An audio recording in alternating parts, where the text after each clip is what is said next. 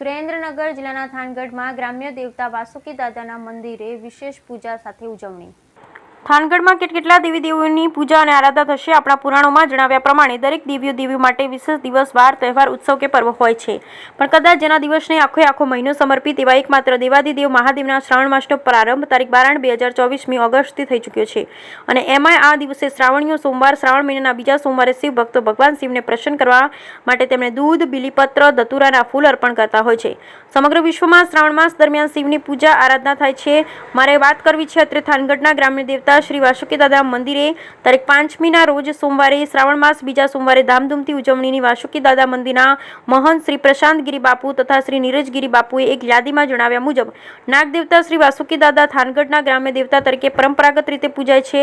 આ દિવસે માત્ર થાનગઢ જ નહીં પરંતુ સૌરાષ્ટ્ર તથા ગુજરાતમાંથી ઠેર ઠેરથી વાસુકી દાદાના ભક્તો દાદાના દર્શનાર્થે આવતા હોય છે।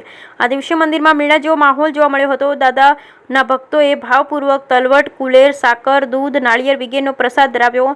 આ દિવસે વાસુકી દાદાના સોના ચાંદીના આભૂષણ તથા પુષ્પહારથી શણગાર કરાયો।